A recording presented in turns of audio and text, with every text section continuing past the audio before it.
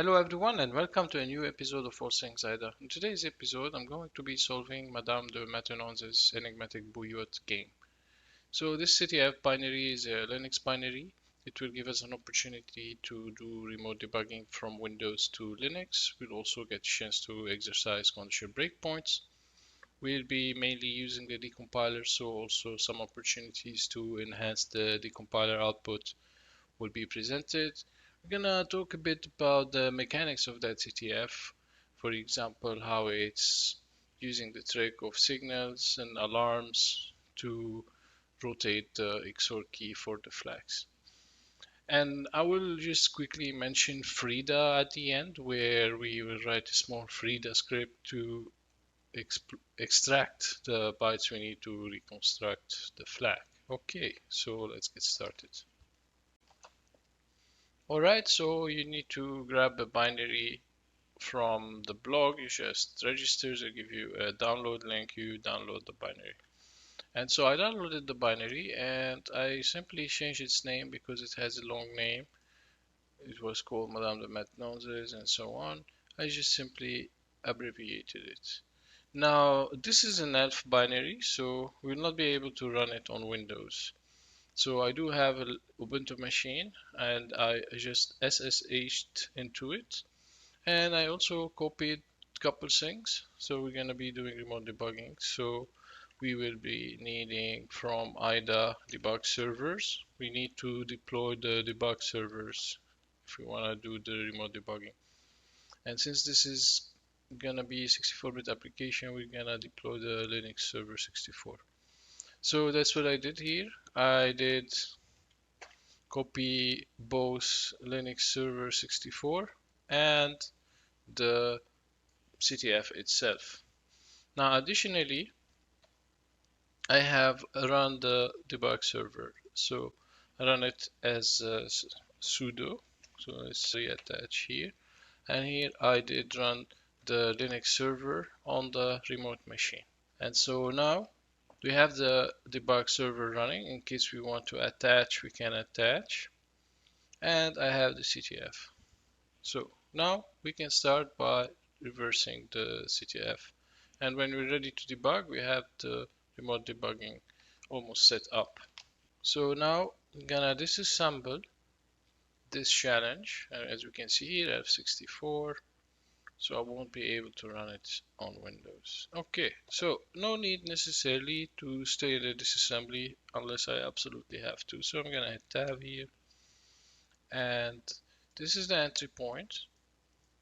And as we know in C runtimes, we can have global objects that will force some kind of initialization before your main. So it's gonna be at the actual entry, which is the runtime entry. And eventually the loader operating system, whatever the arrangement is, it will call those global objects that needs to be initialized. And as we will see in this CTF in particular, it's using something called init arrays. So here the init array is being used, and here we have some code that will be executed before main. So here init arrays, there are two function pointers that we need to execute. And then we will see what's over there. But for now, let's just follow this start and go to the user main function. So this is the main that we know. We should have our C here, argv, and the environment. And so what's in this CTF? It would be maybe nice if we run it first and then just spend the time in the decompiler. So let's run it first. So I'm going to switch back to my Linux environment here and invoke that CTF. So here it says you enter a room and it starts to give me all those hints. Now I'm not gonna be really interpreting the hints, I'm just gonna focus on the technicalities here and try to solve it as fast as possible. So okay, we have a menu here, we can see the message here, you enter a room, etc. and so on. Let's just pick stuff randomly. So here for example, let's say examine the bookshelf. And here you approach the bookshelf, and so on and so on.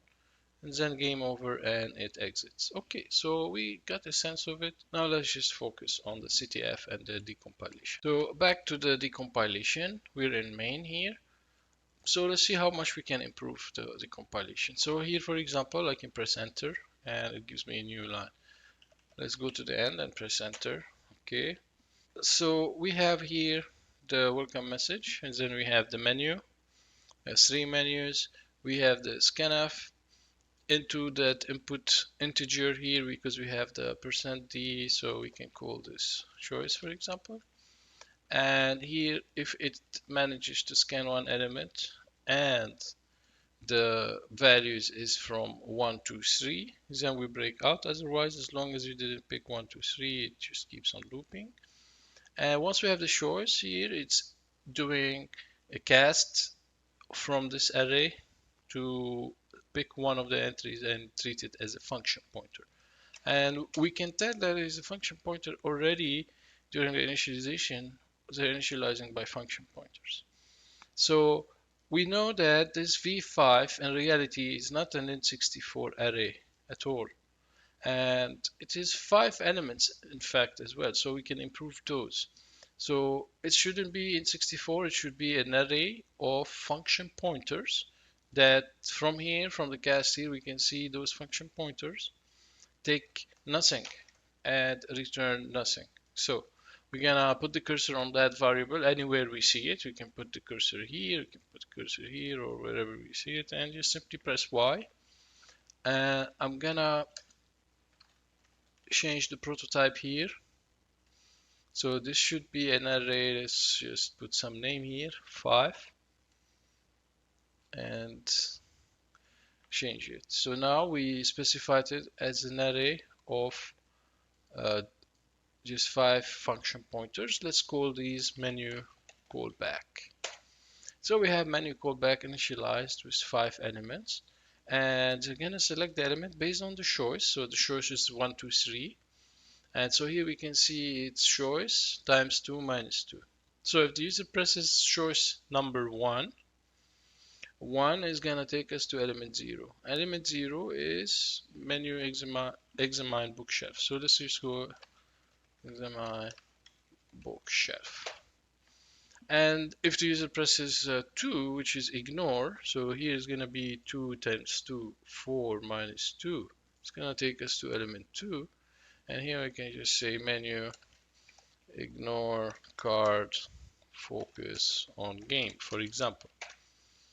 And if we enter 3, is going to be 6 minus 2 is take us to 4. And here we have the menu ask MDM about cards, which is this one. And so now we can simply drill down into the menu items. Now those elements will never be picked based on the constraints we see here. It's not gonna be available. We can't enter anything but 1, 2, 3.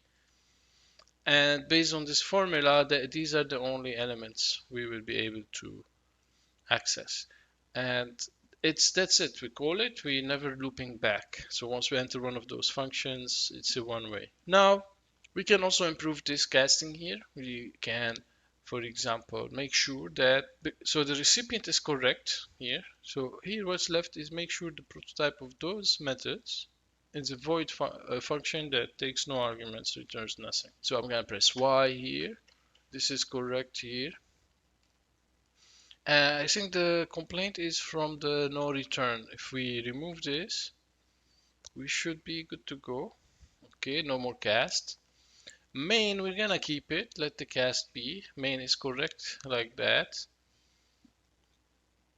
And this one, just make sure it's not an int64, it's a void. All right. This one is not used, but we can as well. It's okay. Just make it void correctly. Get rid of those casts. And this one is a void. Okay. So we cleaned it up. Now we can go into different callbacks and explore them. All right. So let's go in one menu item after the other. So let's go to the examine bookshelf and we have a put as and so on. Again, I don't care about the hints. I just want to see some stuff that are interesting, like how the flag is checked for real. So we're gonna follow it. This one, it's marked as no return for a good reason because of exit. And exit is a no return as well. We can verify that as well. If we go to IDA, we should go to CFG. No ret. We have a no ret file we can use. We should see exit at the top of the list. And these are what tells IDA that you should mark functions that have those names as a no return function. And so if I follow this, press for example tab and alt P to edit the function, we should see here that this function flag has no return. This function, all it does really, I would say, is game over. So I'm just going to call it game over. Let's press escape, go back. So examine bookshelf is a dead end. It's just going to give us a clue. If we need clues ever in the future, we can simply invoke and read those menus, read the messages. The second one is ignore card and focus on the game. Okay, we have a message. Press enter here. Here it allocates. I'm gonna press H here on 80 hex, and pressing H will turn it to decimal. So I'm gonna here say message 1.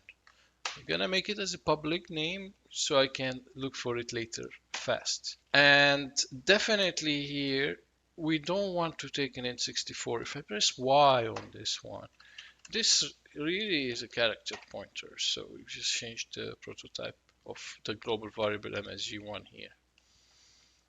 And it's gonna give us a hint. So it's gonna display a bunch of bytes apparently. So it's gonna say so this beginning of the message, and then it says a sequence of numbers, and it's gonna display all those numbers, this one and this one and this one, whatever those means, I don't care really. And then it's calling another function. Notice, by the way, it allocates to create a string and display it and never freeze it. Okay, so this is gonna be important. Now here we have another function call. I don't know what it is. Let's go. And here it seems we have another menu. Okay, so here we have this mechanism is for stack overflows. This is like the security cookie on Windows. So we can already change the prototype of this. Just break this array. IDA Decompiler identified an array of 9 for some reason. Let's just break it. And just make it a single element. Alright, so the array has been broken and another variable, a single variable, has been introduced wherever that was in the position on the array element, n of 1. We can ignore that as well. So as well, some more hints, prints, and then it presents another choice. And it wants, okay, 1, 2, 3. If it's 2, for example, so this is going to be a dead end. Expecting the chess is going to take us to game over. And anything that is not 3 as well will eventually take us to game over. So we have to pick 3 here. If we pick 2, it's gonna inspect and game over and so on. And then we have another menu as it seems. So as well, you decide to examine the painting. And then here it seems to display the famous flag beginning. So here let's just call this MSG, for example, 2. And it's gonna print it. And as well another choice, attempt to decrypt, etc. And here we have the menu check as well. We have the choice. So here is n is from whatever user inputs. So as well it's checking here if it's 1, 2, 3. And here it is taking the choice value to check it, but again it just takes it -1. So again, I don't care about messages and so on. I just want to avoid a game over. Again, pressing H here, it's formulating some hints based on the menu selection. So as well as call this some message 3, for example, and displaying some other bytes, some other hints here, whatever they mean, but these are hints. Fine, fine, no, no game over. Then as well, one more menu takes as well the choice, same story, does the validation, and as well same story, some selections will take you to game over. And another clue here, let's just as well rename the message here to 4. As well, if we want, we can change the type here to character star. Pressing H here. Another message. So here is where it displays another hint, it seems, with some more stuff. Pause. And again, here we have another message, synthesizing, and the flag. So before we are ready to solve it, it will display all the hints that we have collected so far. So I'm gonna exercise all the passing routes, all the choices that will take us all the way to this point here. But before we do that, let's remember. So I'm gonna put a breakpoint here, and let's just continue a bit. We have to explain what's this loop, and as well here, let's just continue. I don't see a game over yet, but here we have now a message. Send the flag to marketing at Hexrays. Here we have a game over. That's not the flag. And here we have some checks. Here put C here. We know put C, put character. We can press R on the 10 here. And so we need to see why it's exiting or why it's not happy. So here we have a V1. V1, if we press X, we can see that V1 is initialized here. And then it's incremented here by the equality sign. So this is going to be evaluated to Boolean. So it's going to be 0 or 1. And we have a loop, and we're going to figure out those variables. So let's see real quick as well before we do that. Let's take a look at some fixes we can do. We have V14 here. We have some pointer to unknown, but it's being printed. So definitely those two should be made as strings. I'm gonna follow, press A. This is the first string. I'm gonna go here, follow this one, press A. Then I'm gonna go back and press F5 to refresh. Okay, so here we can see, let's call this pointer to message. So it seems that we have the message, congratulations, you successfully, and so on. So far we've seen the gist of it. We have a sense of what can succeed, but the most important part is if we can reach this point here where it will eventually check the flag and tell us whether we are correct or not. So now we're gonna set up the remote debugger. So here it's okay, we can run it, we don't have to run it from the beginning. Let's just attach. And so we're gonna go to the debugger, we're gonna select the remote debugger, Linux debugger. Remember, we already run the debug server in the Linux machine, so the debug server is already running here. If I say ps-ax grab Linux, we already have it running. Now we're gonna set it up, so options and process options, so here, and we're gonna set up the Linux path. So I'm running this, let's exit first. So it's gonna be here, this path, this is the remote path, and we're gonna put the binary. So it's gonna be, this is the application, that's also the same input file, and that's the path and the host name. That's the location. This is the default port. We don't need environment variables. We don't need anything. Just pressing OK. Now let's rerun that. Okay. So let's just attach now. And here you can mdm/debg. Okay, so a couple things to observe is that it has been rebased. So whatever it was when we loaded it, now it is living somewhere else in memory. So it's suspended libc, we can resume, and here we got the alarm. That's a signal. And it's a bit annoying. Let's resume for a bit. And here it is considered like an exception in IDA, so we get the regular exception dialog.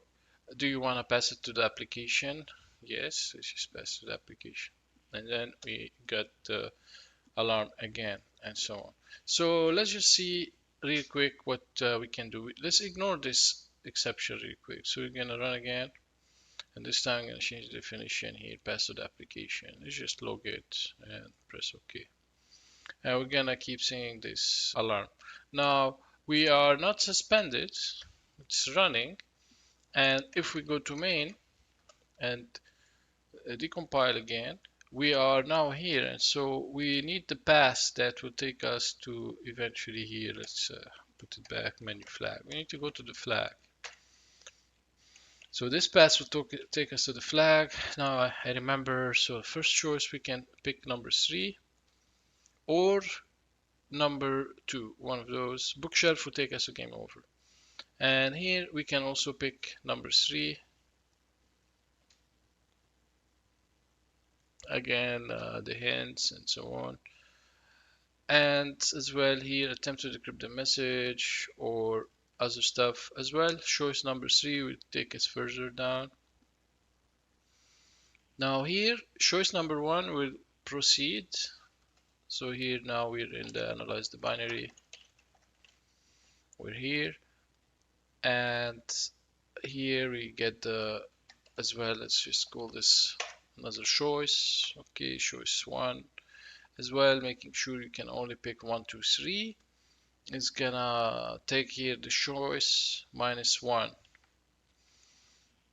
So if you pick number 1, it's gonna be 0 and so on. So here let's just call this choice -1.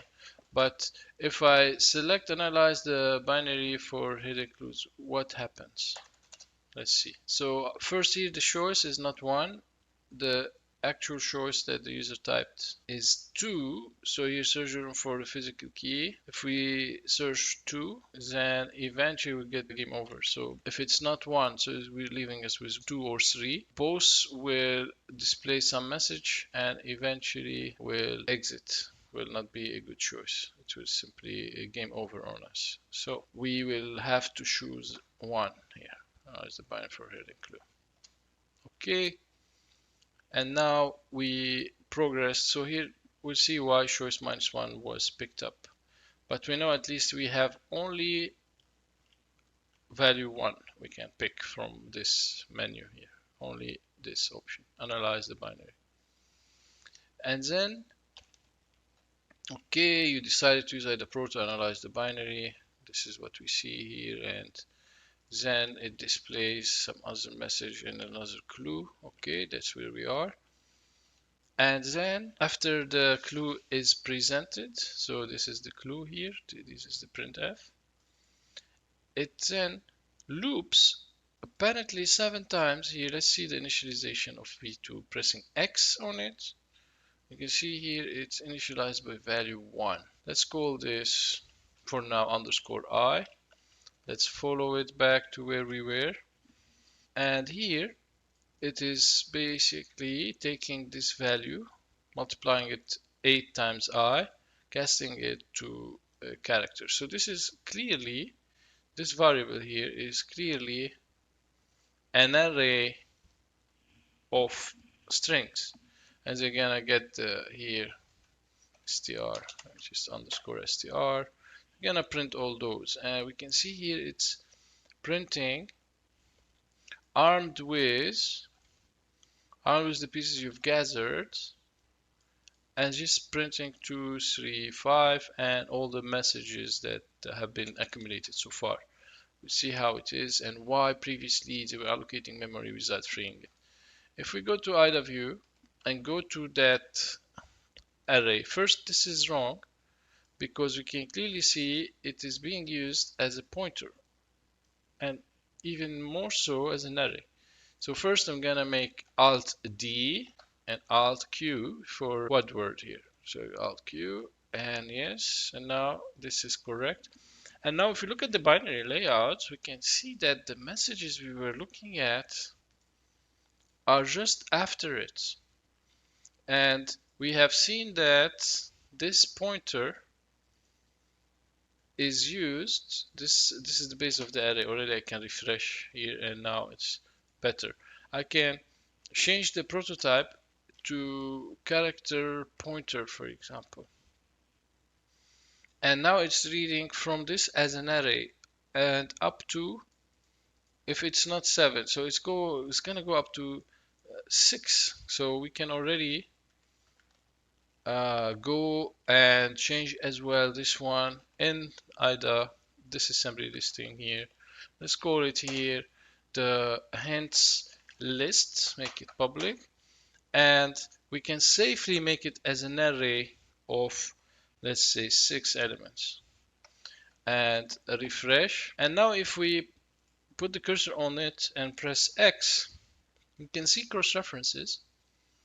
And let's just go back to previous locations where we have seen it. For example, here. Now you see they're putting the hint at index 1 and the ignore card menu. So we can see depending on the path we took. So here they populate number 5, for example, and they put the hint in it. And then they go and simply get the hint number starting by 1. So here, let's just call this iHint instead, and hint here. Let's just call this hint. And we can see then here, hint at index 2, at 3, at 5. So these are what these messages coming from and why the hints were never freed. So they were simply allocated and never freed. So these are the messages. Let's see here, malloc. Yeah, these are the places where we're allocating. And then after we see those, we have one more menu, which is it's going to say display, print your choice here. Let's see here. So again, it's saying assemble the flag with the hints you found or look for more clues. So that's where we are. As well, it has a choice, making sure it's either 1 or 2. If let's see here, if the choice that the user puts, so it will change the message, but there's no game over. So based on 1 or 2, you get different message. So as well, we can call this hint 2, whatever. Now we get an opportunity. If we see something like this again, we can merge the variables together. So I have seen something where it will conditionally display a message or not, and we're gonna probably merge those variables. So let's see down here. Okay, we have here pMessage, the same method, pMessage here, and based on some variable, it changes the output, what it prints. So let's try. So we're gonna map, right click here or press the equal sign and see if we can merge. As well, that's not enough. We have to see first a bunch of things. For example, let's cancel for a second. If I press X on it, it's only used here 3 times. So this is the scope. That's it. And if I go to the hint, go back to hint 2 and press X, it's also used within the scope. So now if IDA gives me a choice to merge hint 2 variable with pMessage, that's great. So let's try. I'm gonna go to hint 2 and press equal sign, and well, pMessage is a choice and this is a good choice. We're gonna reuse the same variable. So pMessage are a good candidates to be mapped to the single variable. Okay, so the choice we make here, assemble with the hints or look for more clues. So here, if we pick, for example, look for more clues, we're gonna get, despite having assembled and so on, get something else. Let's press 2, for example, and it would say despite having blah blah blah. Okay, and finally here it's gonna say okay flag and read the line. Here we're gonna press, it's going through the line, so here get line pointer, This function returns the line len. Here let's call it p line len. Okay, so go from the end and then search for either space or enter, and that's where we're gonna cut the flag. So the moment you put space or enter, that's the flag len. So here we're supposed to be writing the flag, and we got a hint from the menu that this supposedly this is the beginning of the flag. We can paste this already. And then here we have a bunch of things. Okay, we have v11 equal 24. Here, since we're doing comparison, it's best not to keep hex numbers. So I'm gonna press H. But what is this one? We're putting something here and v4. Let's press X and follow the assignment to v4. So v4 is coming from the choice about whether we want to assemble with the pieces we found or look for clues. So v4 is that value. So v4 is gonna be either 1 or 2. So here we are in that spot. So let's just call it B spot for now, or checkpoint, that we reached that menu. Okay, so it puts this value 1 or 2, which are non-zero, into this variable. So let's take a quick cross-reference and just branch to whoever uses this variable. I'm gonna first quickly call it global. Let's for now Q1. I don't know what it is. I could have called it checkpoint 1 enabled, for example. So let's follow it. X first. I have in the function IM, it's written to and checked. We have some code, no function, just some code, and a handler. And this gives us a chance to go back and talk about this annoying alarm here that we have been ignoring for a second. So I'm gonna just follow it and go to that function called handler. And looking at handler here, it does something, checks if this is set, so it's either 1 or 2 from the menu, then calls alarm with 1. And here handler, okay, so let's see cross references to handler, X as well, enter, and we see that the handler is being installed by calling signal. So here this is where you need to know a bit of Linux programming. So the signal function here is used to install a given signal associated with a handler. So it seems here what we're dealing with is signal, and some of the signals, for example, could be like sig alarm, sig kill, sig stop, etc. So we can improve this by pressing M enums and importing here the sig, and here our choice is clear, seems to be an alarm signal that they are adding a handler for. And we can change this to alarm handler. Okay, so it seems that we have an alarm handler being installed in this function. So here you can say install alarm. We can cross-reference as well, pressing X, and here took us to the init array table, and this is part of the entry points, and this installation happened before main.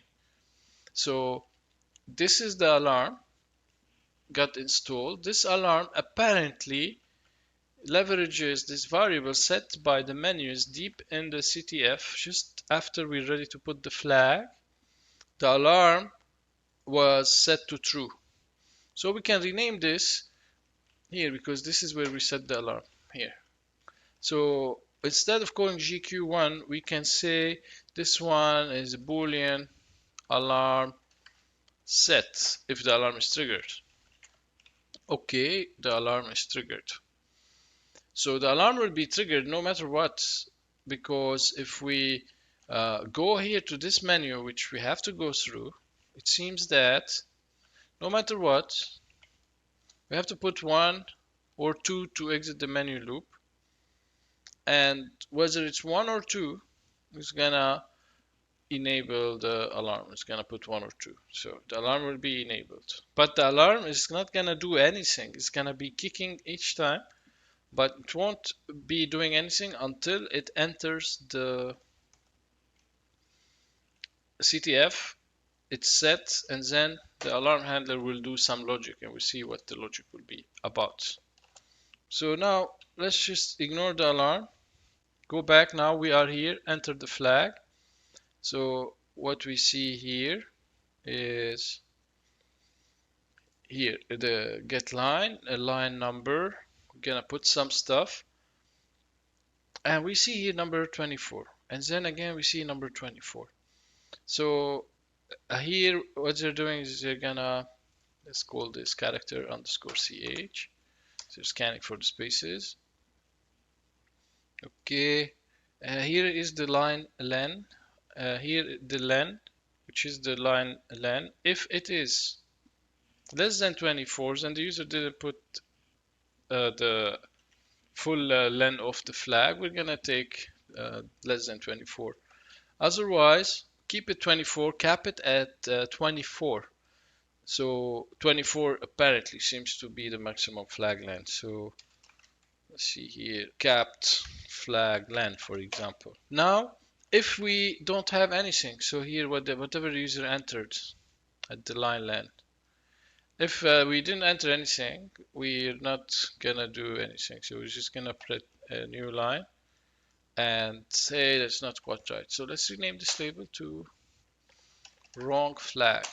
Let's escape. So if you don't enter anything, we're gonna exit. If it's greater than 24, we're gonna put it maximum at 24. And then we have a loop. Let's see what's happening here. So here we're gonna put the flag. Once we press enter, we're gonna execute this logic.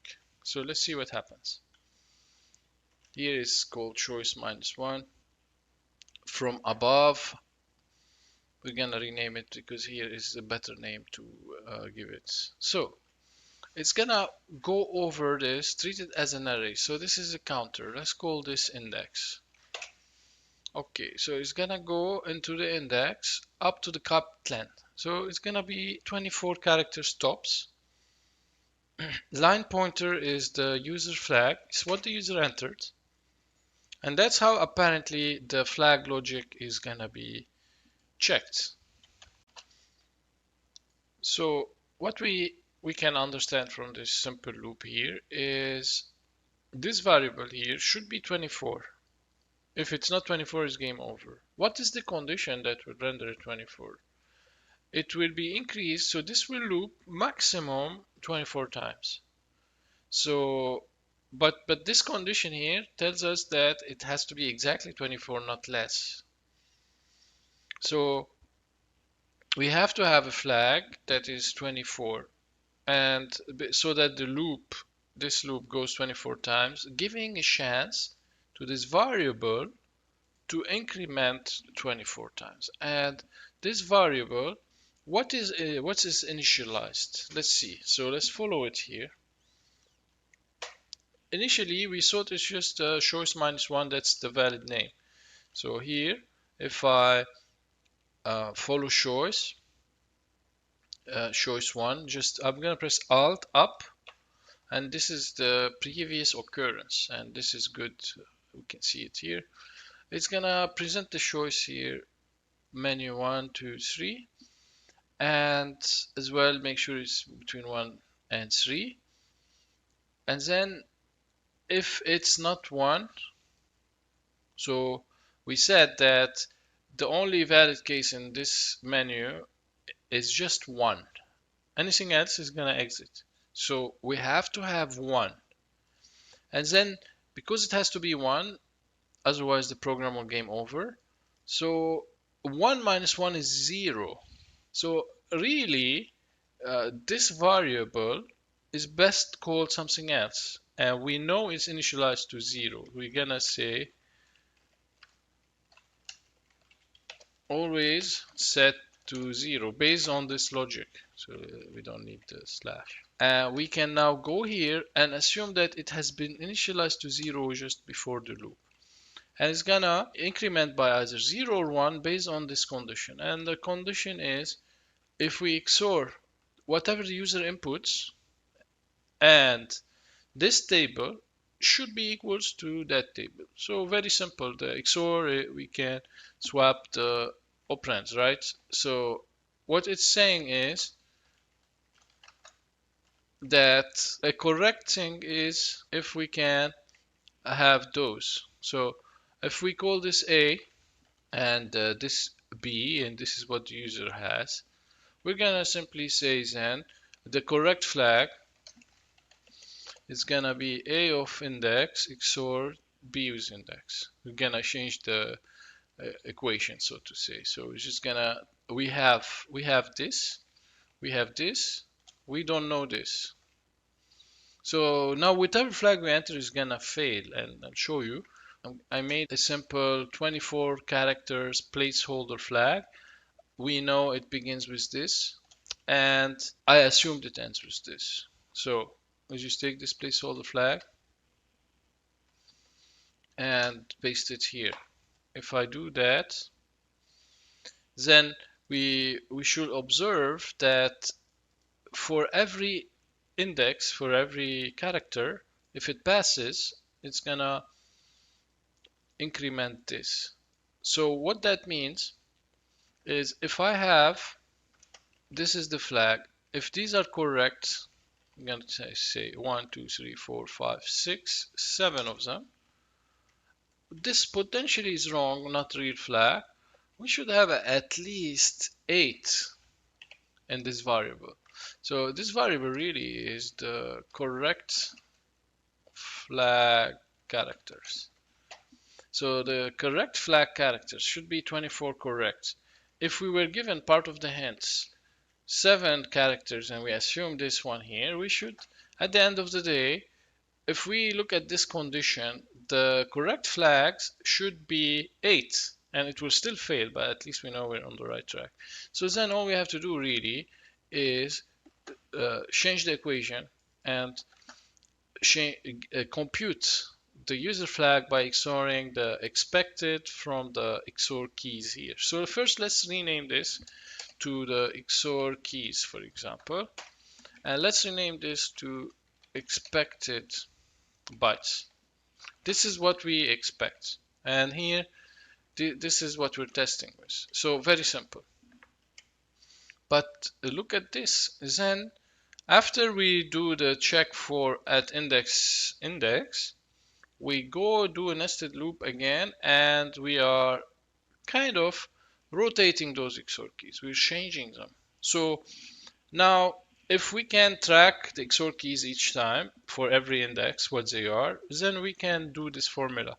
So this formula assumes that here B is the expected, and this guy is the XOR keys.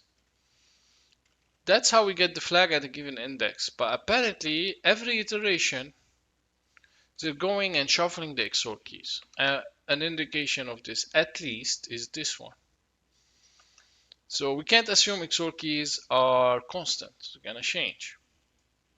Then they increase the index, put C, put character. We can press R here and display this. And just do the same thing up to 24 times. Let's press enter here. We put some dummy flag. Let's go here to the condition and options, general, basic block boundaries, and let's just check R13, which apparently R13 is gonna hold the number of correct character. We can see here it's R13. So let's just wait for it. So we're gonna go back here and press enter, and we can see one character at a time. It's very slow. See here, waiting 1 second. We'll explain why. The delay it's doing here, the delay is because of the pause, and so pause should be waiting for a signal to happen. So a pause will wait for a signal to happen, and the alarm signal will happen every 1 second. Hence that 1 second delay. So pause will wait 1 second, the signal will happen. Now it is important then to see why pause is called, and let's re-inspect that alarm, because the alarm has been enabled inside our flag just before we enable. We check for the flag value here just before we start the loop. We are enabling the alarm. So now let's cross-reference back to the alarm handler, which has been installed in the init array. And here let's just refresh. Okay, let's see here. And let's see here. Okay, so one little thing here, the XOR keys, by the way, just one little thing I didn't complete fully. The XOR keys, we did call them XOR keys, but we didn't put the correct type. Correct type is not a single character. Here, at least we can tell, for example, they are accessing 36 elements, so we can go to XOR keys and make an array here. Make array star 36. Okay, so we fixed XOR keys correctly. Now for the expected bytes, we don't know really how much, but as well it's definitely not a single character. It should be up to 24. We know they're accessing up to 24. So if I follow it as well, it's not a single character. Let's press star, put 24 here, and we can press Y as well. Make sure it's applied here. If we get rid of the prototype, IDA will guess it again automatically. Okay, so I fixed it. Now let's go back to the alarm. So I can press here alarm handler and refresh. So the alarm, apparently what it does is here, let's say, takes the position of the 7th character, let's say P6 for example, takes here XOR key 35, let's say X35, takes here X5, and starts to change the XOR keys from the 7th position. What do we have at the 7th position? So here, just here after that, starts to rotate the XOR keys after the fixed. So it skips those, it will not change those which are given to us, and it starts to mess with the user input. And so in reality, this is very important. We need 2 disassembly windows just to understand here the trick. So let's keep this one here in the alarm handler, and let's just go to the menu flag.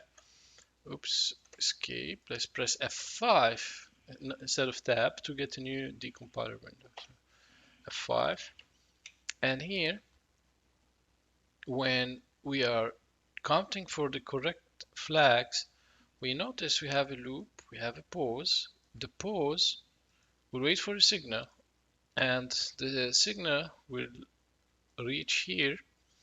This one will put another 1 second alarm, and so this is kind of like continuous alarm. And every pause is gonna give a chance to this alarm to go and play with the keys. So in reality, the keys are not fixed, the keys are changing. So we cannot compute this nicely without taking into consideration what are the changes here and the loops and all the timing between pausing here from the point of activating the alarm here to giving a chance to the alarm each time we check a character. The XOR table is asynchronously being modified each time. So we'll have to, if we want to do this statically, we'll have to understand how this piece of code and this piece of code are synchronized in order to guess the XOR keys for a given index. So we can do this, or we can do something more dynamic if we want. So if we go to the check, so here we know, first of all, let's verify the theory I said. Did we not put placeholders? And what we assume is correct is 8 characters. So let's do some checking here. So the correct characters here is R13. If we go here to R13, we do indeed have 8 characters that are correct. So we're on the right track. What's not correct is the placeholder letters, those. Well, we can easily compute them. like that. Correct flag is the XOR keys, and B is, we said, the expected. So let's go back to the check, and we have to guarantee that we should have 24 correct flags by passing 24 times this equality. So in order to do that, we need to have the inverse equation. So what is the XOR key at a given index? What's the expected key at the given index character? So we can press tab, and that's where as well we can have nice synchronization between the decompiler and this assembly. So as well, I can, for example, let's say put those side by side. Let's get rid of stuff I don't need. Just make some space. Okay, so let's also right click, synchronize those two. So look at this. The correct character count is R13. So we can say correct count is R13. And we can see the whole thing actually here, this whole statement is this block, these pieces here. The XOR keys at index is read here. RBP is the index. And we can verify the index here being set to 0, XOR RBP. So EBP. And the XOR keys is this line. RBX is the base for XOR keys. Here we can see it. So RBX is XOR keys. So XOR keys is RBX. And the value here at this address, at this point here, or even at this point here. So let's put a breakpoint here. At this point here, we have RAX is the user value here, and EDX is the XOR keys. And then after R14 here is the expected. And then R14 here, expected is R14, the pointer. But the character itself is then read at EDX, but at this location. So at this location, EDX is the expected byte. Here, EDX equal expected character at this point here, after it's being read. And we can think of this one as expected of index, and the index being the RBP, of course.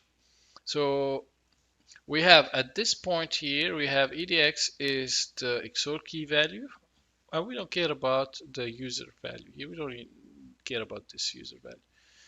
So what we need is, we need to capture both the expected, which is at this point here, and we want to capture the XOR keys, which is at this point here, and XOR them and accumulate the flag. So let's do that.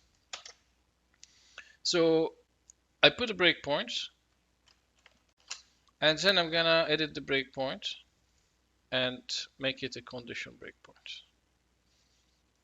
We're gonna work with Python, and our condition is simply, let's capture, here's a global. I'm gonna call it XOR key character, just a single character, and it's gonna be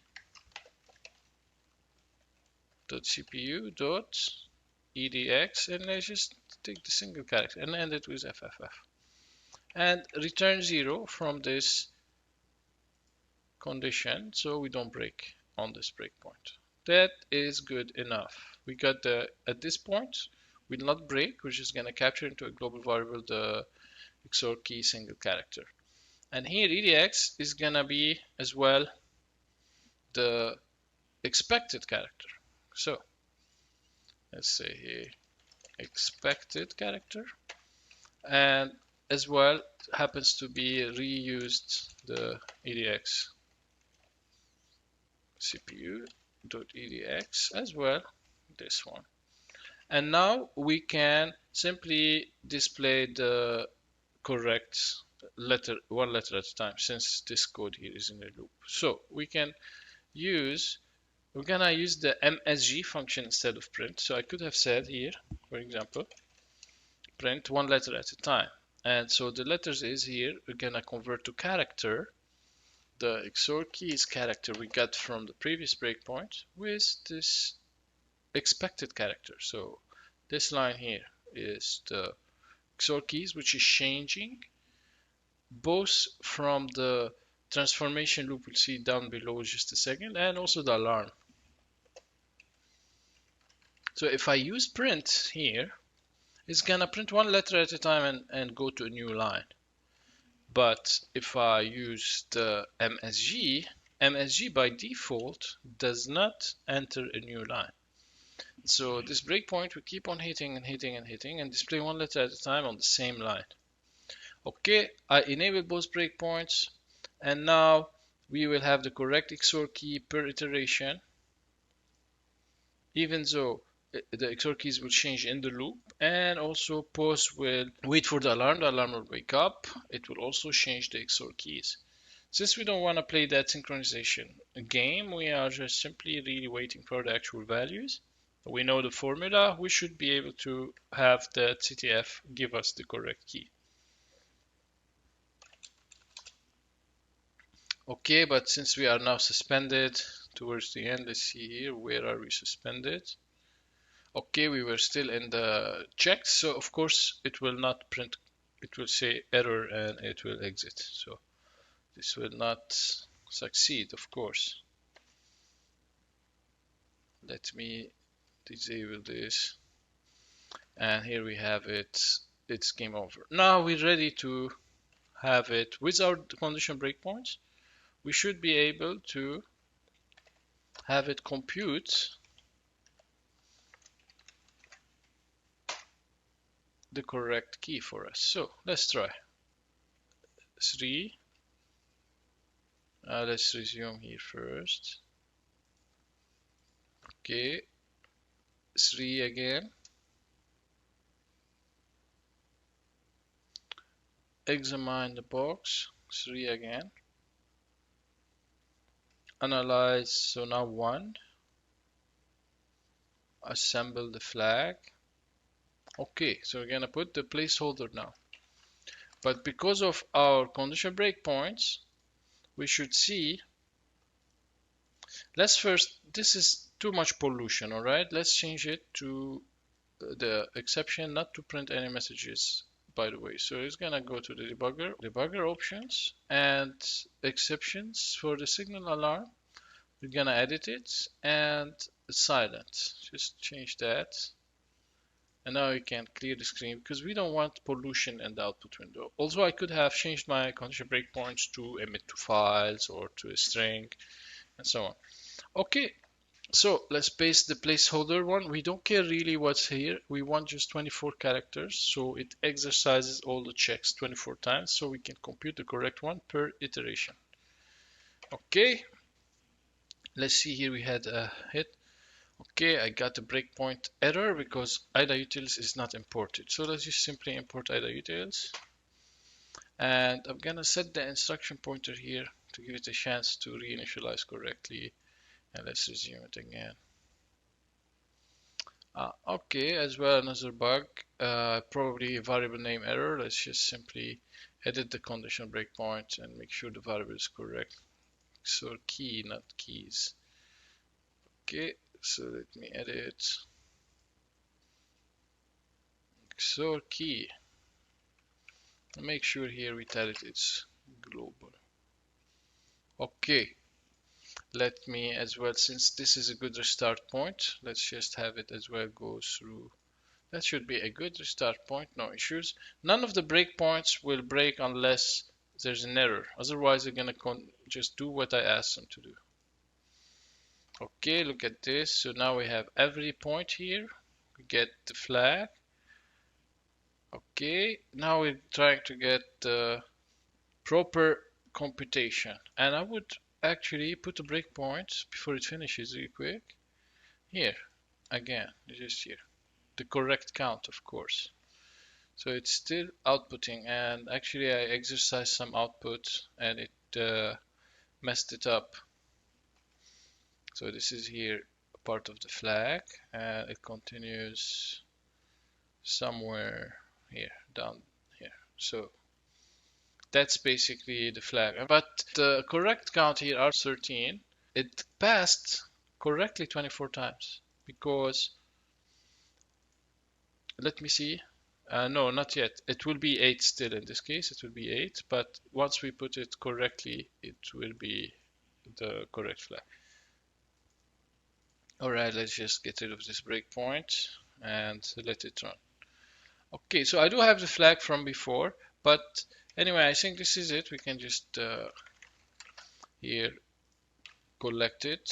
So here, that's the flag, and it is 24 characters. So here, I think it says, what even is Bouillotte? And Bouillotte, remember, is the name here of the game, which apparently is an old card game, gaming. Okay, so we got, using the conditional breakpoints, we managed to emit the flag. And so really, we spent all this time just to understand most of the logic. And this is the flag. Now, just for fun, I made a Frida hook as well. So here, I made a Frida hook. Very simple hook, which puts 2 breakpoints at the proper locations like we did in IDA itself alone. So it puts them at the proper offsets in the menu flag. It puts 1 breakpoint somewhere around here. Let's see the offset 965. It puts 1 here at this RVA and 1 at 977. It puts 1 here as well, which will give us access to the correct count so far. It will also give it access to the expected key. And all this Frida script does is just output those. It just outputs them into a text file. And here I just have, okay, the first hit, index 0. This is the letter C. This is the XOR key. And that's the expected. So if we simply take that log and XOR the change key or the XOR key, let's just change this to XOR key. That's the newer name. If we simply XOR this with this, we get the proper input that we need at the proper indices. So this is, for example, from Frida. What I can do, if I'm not that super technical, I can just take this and give it to ChatGPT and ask it to produce the flag for us. And so let's do that.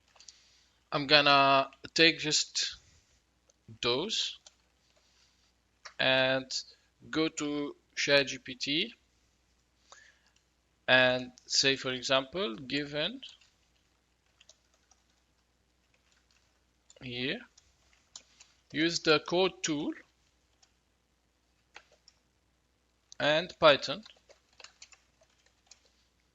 XOR the XOR key and expected key in order to produce the correct input string. Use CHR to get the characters. This should, unless we have to tweak it, but this should be good enough with the smart models, with code interpreters. So hopefully this should directly start parsing the text, building the 2 tables. As we can see, it seems to be correct, and indeed is doing the proper thing. The comprehension list here is correct, the XOR key with the expected key, and also we got a correct flag. So we have multiple approaches, but as long as we understand the problem, and so if we really look at what we did in the disassembly, we cleaned it up pretty well. So here, this is my cleaned up database, and I have cleaned up as much as I can. So because we understand most of the logic, we were able to take multiple solutions to solve this problem. Okay, so that's it for today. We went through that CTF and we had opportunity to work with the decompiler a lot. We discussed some topics, some ideas using the CTF and how we can recompute the flag using multiple approaches and technologies. Thank you, and I'll see you next time.